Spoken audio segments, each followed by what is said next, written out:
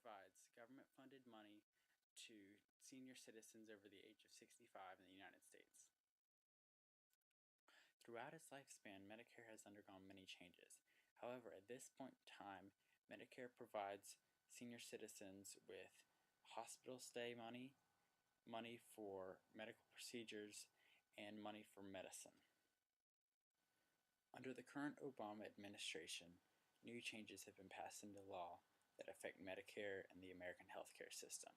However, many of these changes are very controversial. While many people feel that the new reforms will be beneficial to American society by providing health care to those Americans that don't already have it, others began to question the reforms and Medicare as a whole. How much government involvement should there be in the American healthcare system? How is this going to be paid for? Additionally, many people object to a section in the new healthcare reform that forces tax penalties on those receiving healthcare from private insurers. Many people even question the constitutionality of this section.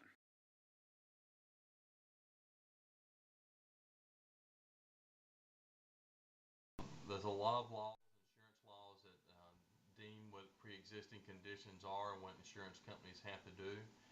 Typically, if a person has not been covered by insurance for a certain period of time and they purchase new insurance, any condition prior to that purchase is considered exclusatory. They would exclude that diagnosis from any coverage. So if you already have diabetes and you haven't been covered by a insurance plan, and then you go to another plan, then that plan doesn't have to pay for any claims made based on your diagnosis of diabetes and taking care of it.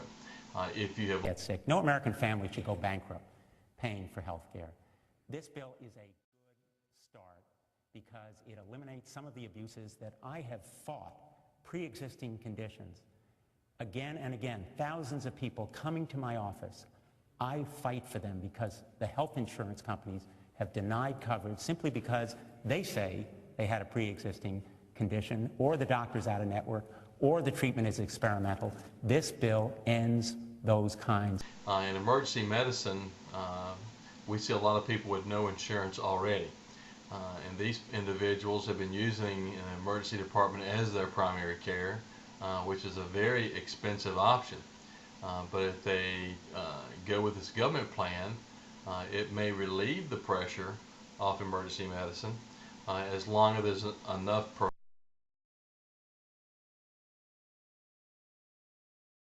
As far as my own personal experience going to the doctor, I go to several doctors during the course of a year, and it's always, there's no burden because I don't pay anything, and you like that, but I'm not sure that the nation can afford it. Philosophically, I think that we should pay for all the medical care for everybody who can't afford it. But I'm not sure that we should give it to everybody who can afford it and on the taxpayers' backs, because there's a limit to how much we can afford.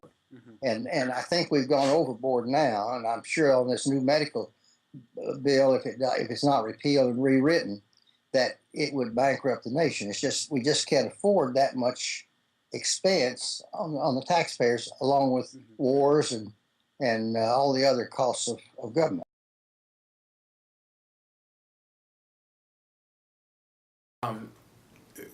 The word healthcare reform, or the term healthcare reform, is a little bit misleading. It was an attempt at insurance reform as opposed to healthcare reform. And insurance reform basically says how much we'll reimburse to different entities, organizations, individuals, etc., for different conditions. And the bottom line is that there is no bottom line. There's not enough money in the drawers to pay for the needed services. So not just in healthcare, but in other areas of our government, they're having to look at ways to reduce spending, and it means that there are going to be some changes for everybody. In general, the biggest problem I see with Medicare as it affected me was there was limited time.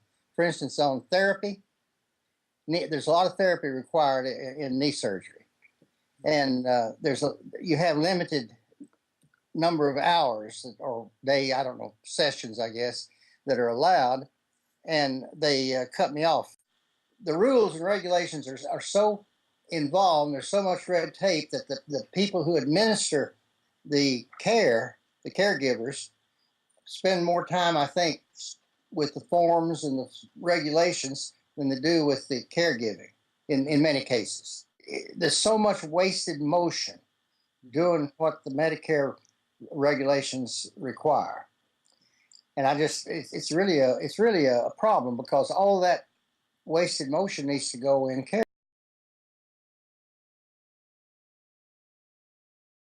The questioning was very much along the lines of our brief. For instance, he started out by questioning what boundaries are there to federal power if they can just order us to buy a product and then penalize us if we don't.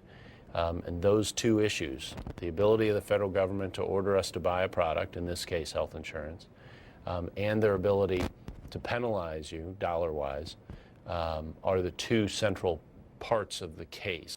With this new healthcare system, is government overstepping its bounds? Well, define overstepping its bounds. By forcing someone to buy a product. Right.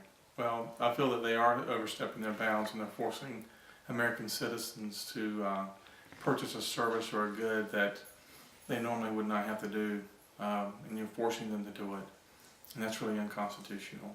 And to force an individual to purchase insurance because he doesn't have insurance, we feel is definitely overstepping bounds. One of the reasons being, if you're 23 years old, healthy, exercise daily, why should you be forced into a pool of people who may not be taking care of themselves, who may be aging, or may have a lot of pre-existing conditions, causing your insurance rate to be higher than it normally would be? I think that the government needs to continue to look for solutions to these problems, and these are not simple problems. I would not say that they overstep their bounds. The government can make up the laws of the land. That's what the government's there for. If I take and interpret your question a little bit differently, is the government listening to what the people of our country are asking it to do? I'm not so sure that this bill reflects that at all. How will healthcare reform personally affect Novant Healthcare? Given the financial implications of the Healthcare Reform Act, most healthcare organizations are going to have to do more for less. And they'll be providing care for more people and being reimbursed for less. Now, initially there may be some positive impact to their bottom line, because more people will be eligible for insurance type benefits, and therefore people who didn't pay in the past they'll get some reimbursement for. But eventually, with time, there's fewer dollars in the healthcare budgets to pay for.